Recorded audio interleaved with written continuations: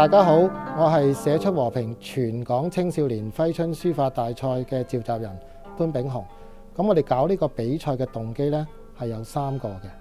第一呢，我哋係配合呢個香港聯合國教科文組織協會和平中心呢，佢哋有一個第8屆和平大使文化慶典嘅活動。第二呢，我哋係知道而家香港嘅新冠疫情呢，佢係比較嚴重嘅，大家都安在家中呢，我哋希望大家可以做一啲靜態嘅活動。第三呢，原來古代呢，喺呢個冬至之後呢，數9981日呢，通過寫揮春嘅活動呢，係迎接春天嘅到嚟。我哋亦都希望借呢個比賽呢，係傳遞和平嘅信息嘅。咁歡迎大家踴躍參加啦！大家呢，而家我哋就會係講呢個賽規嘅要求。第一個呢，就係裁紙啦。咁我哋呢，台面上邊呢，有一張大紅灑金4尺嘅中國宣紙。咁呢個中國宣紙呢，我哋將佢打開晒呢，就好大張㗎噃。但係大家唔使驚，因為呢，大家都中意做裁紙㗎啦，係咪啊？咁我哋而家真正裁紙啦，將佢呢張紙將佢對接呢，其實一個嗰啲古老廳堂嗰啲大福字嚟嘅喎，即係嗰啲廳堂入邊掛嗰啲大福字。咁將呢個大福字再對接呢，就係一個我哋而家家家戶戶門口呢都有張貼迎春接福，就係呢個福啦。咁就係呢個菱形嘅中福字。咁呢個中福字，如果我哋唔裁咗佢，將佢攤翻開，然後將佢打直咁樣對接呢，呢個尺寸呢，就係我哋中學組嗰個裁紙嗰個指導嘅要求，就係17 cm 乘呢個70 cm， 即係亦都係公分啦。咁呢個就係我哋嗰個要求嚟嘅。咁至於小學組呢，我哋就攤翻開呢張紙，將佢對接翻一個中福字，將呢個中福字呢，我哋摺3份。咁摺3份呢，咁呢個呢就係屬於11 cm 乘呢個35 cm 嗰個尺寸，亦都係我哋小學組嗰個揮春嗰個比賽嘅指導嗰個要求嚟嘅。咁大家要記住啦。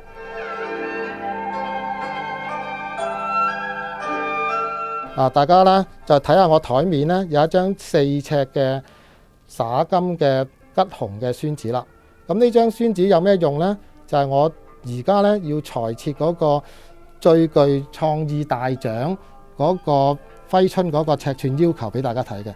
我哋將呢張紙對接，因為我哋個文字上面講到呢，呢個揮春呢係唔準超過4尺對聯。呢個就係4尺對聯嗰個一半。而家呢個就係一半之中揮春冇咁闊噶嘛，咁我哋再接一接佢。咁呢個亦都係呢個呢最具創意大獎嗰個揮春尺寸嗰個要求嚟嘅。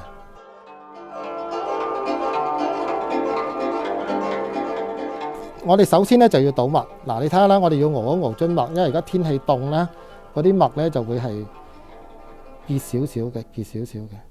咁我哋倒咗墨之後呢，即席揮毫呢就有呢啲咁嘅墨點出咗嚟噶啦，大家唔好介意啦。咁跟住呢，我哋就會係用一支大白紋嘅筆，咁大家睇住個大細啦。就呢一類嘅筆呢，就適宜寫揮春噶啦。咁大家見到我哋，點解張揮春紙係方形呢？我哋正話之前咪講咗呢，我哋裁紙呢係一個中福字1開3噶嘛。咁我哋而家將呢個中福字掹走咗2份，咁剩翻1份，咪係我哋嗰個寫揮春嗰個要求咯，小學組。咁我哋點墨呢，第一次點墨要點晒，點晒呢，然後慢慢掃啲墨出嚟，就唔好因為啲墨化呢，就唔敢點墨。即係我哋唔能夠因熱廢食，因為驚食飯近親就唔食飯噶嘛。咁呢個就係學習文化呢，就唔好怕啦。好啦，點咗墨之後呢，支筆要打橫擺喎，因為打直擺呢，好容易化晒。打橫擺呢，啲墨就唔會好似瀑布咁流落嚟噶嘛。咁我哋點咗墨之後呢，我哋又試寫下個揮春內容，即係俾大家參考下啦。咁你見到我上下呢，有2個紙鎮呢係紮住嗰張揮春嘅，尤其是上邊呢個揮春呢，我哋露出個紙邊，知道幾長嘅。咁呢個都係一啲竅門嚟嘅，希望大家要注意。我哋今次呢係想寫一寫嗰個和平是福，因為小學組呢，我哋想寫楷書俾大家睇。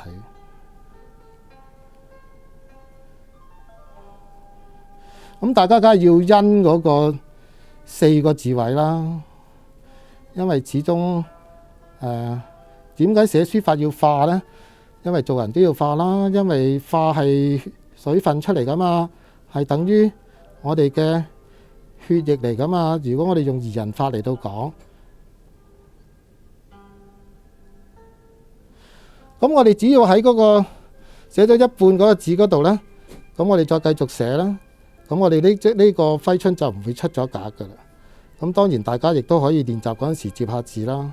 不過書法比賽呢，你接字呢係會嗰個評判呢係會扣少少分㗎喎。咁大家就要注意啦。咁你比賽嘅用字呢，就最好呢係真係要手寫出嚟啦。咁手寫出嚟呢，點解我哋用呢個化嘅揮春紙呢？一陣間有個巧妙嘅話俾大家知。嗱，亦都話俾你知個評判個比賽個要求做乜嘢啦。嗱，呢個福字呢，就係各樣齊備啦，咩都有嘅。咁所以唔需要俾一筆錢俾啲老人家㗎。佢肚餓有飯食，凍有衫着，咁呢個就係福嚟㗎啦。咁大家見到我一路咁樣寫呢，其實呢，我哋係吊筆嚟寫嘅，不過你可以枕碗寫。咁睇下你自己嗰個情況。如果你真係覺得化唔適應呢，小學組呢，你可以寫立金紙嘅。嗱，咁我哋寫完之後呢，我哋將佢一反轉呢，係咪都見到字㗎？咁即係話呢，你最好就一筆過寫出嚟。因為如果你喺側邊度填下呢，我哋評判係睇到呢個情況嘅，咁你就會扣啲分㗎啦。咁另外一張呢，我哋都想寫呢，就係中學組嘅，因為中學組就唔同小學組啦。中學組呢，佢哋係可以呢寫不同字體嘅，小學組都可以。不過如果你係冇咁嘅功力呢，你可以係嘗試寫一種字體或者兩種字體咯。咁我哋因為呢喺呢度呢，亦都俾大家睇下呢張揮春係大好多噶啦，所以我哋都想寫呢個和諧平安啦。咁佢呢就會係嗱，同樣係一支筆，咁我哋呢就會係好隨意呢用呢個行書嘅寫法啦。咁你會見到好多位喎。嗱，呢個就係要考呢中學組嘅參賽者啦。咁我哋可以呢揈佢落去嘅。嗱，如果你係有呢個吊筆基礎呢，你就要做呢一樣嘢啦。嗱，個安字呢，我哋亦都有一啲晉代嘅筆法嘅飛帆筆法嘅。咁呢個亦都係我哋分別寫咗中學組同埋小學組嘅揮春示範俾大家睇啦。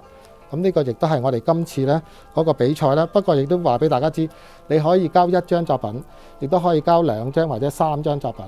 咁呢個就係我哋今次比賽嘅特色嚟嘅。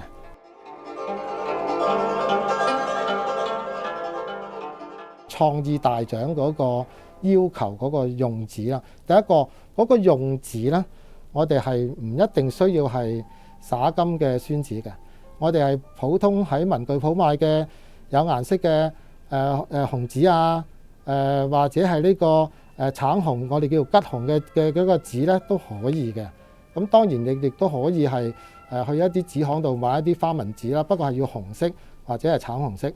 咁好啦，咁點樣叫創意呢？舉個例，譬如我而家台面上有一張大嘅揮春，咁當然係啱尺寸㗎啦。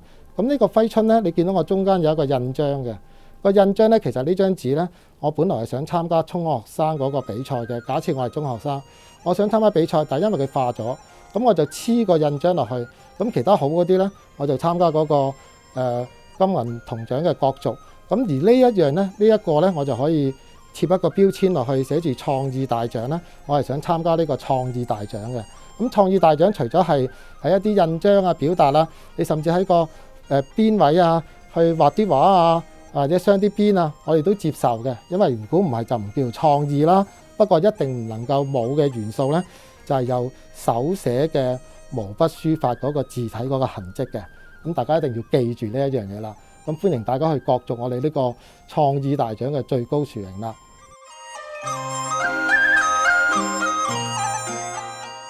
我哋有5個內容嘅。咁其中一個內容呢，就叫做和平是福。我台面上面呢個字就係啦。咁我都想同大家講下咩叫和平，咩叫福呢？其實和平喺古代呢，就比較少人叫嘅，係漢代之後先至有，一般都係叫太平。咁但係我哋呢，太平呢，你會發覺天子嗰度或者我哋喺北京紫禁城叫太和殿啦。咁點解叫太和殿呢？因為太平又要，和平又要，咁所以叫太和啊。咁個和字喺古代呢，其實係一個笙嘅樂器啦，係一個共鳴嚟嘅。咁呢個係我哋話俾大家知呢，其實音樂嗰個共鳴呢，佢唔係要做主旋律嘅，咁係表示一個和諧。咁福係點解呢？福呢，其實我哋就話呢係叫做各樣齊備，即係話譬如一個老人家，咁你俾筆錢佢呢，我哋覺得係有啲危險啦，即係人哋會謀住佢嘅。但係如果佢肚餓有嘢食，佢凍有衫着，其實呢個就係呢個老人家就有福分㗎啦。咁呢個福字如果嚴格啲嚟講呢，係一個甲骨文一個酒埕嚟嘅。點解有個酒埕呢？因為你豐收先至有米粒，米粒就可以釀酒啦。咁釀咗酒之後呢，就要祭天啦。因為點解呢？因為個天係俾你風調雨順，你先至可以有收成啊嘛。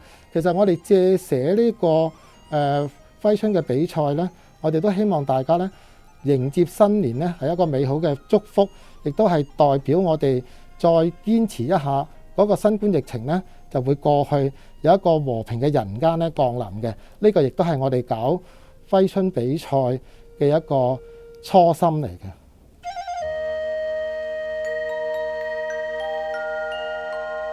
大家呢睇下我台面呢都有我哋呢個比賽呢，我哋帶咗2件實物嚟俾大家欣賞下嘅。第一件實物呢，就係一個傳統嘅一個墨海。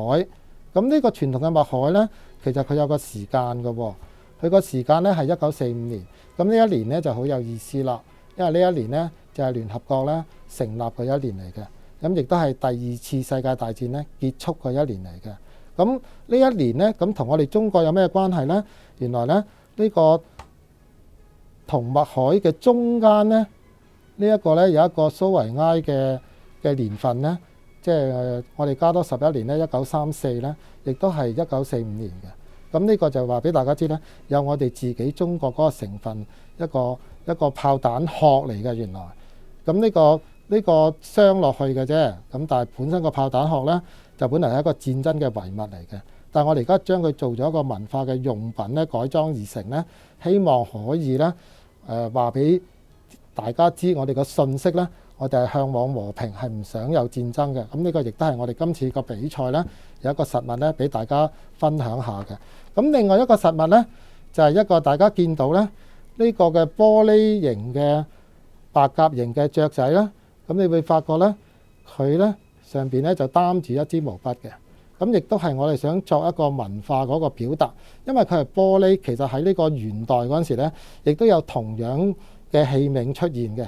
咁即係古代都有呢一個回應㗎啦。咁係咩回應呢？就係如果呢個玻璃跌咗落地下呢，佢就會立即粉碎破爛。咁亦都係寓意我哋和平呢係要拎喺手上邊呢，係要珍惜嘅。如果唔係嘅話呢，我哋大家都要每一個人都要努力嘅。如果唔係呢個和平呢，嗰個希望呢，或者係我哋而家嗰個新冠疫情呢，佢就唔會減退。所以我哋大家一齊努力啦。呢個亦都係我哋搞呢個比賽有個實物，想做一個證明俾大家知道，亦都係同大家分享呢一樣嘢。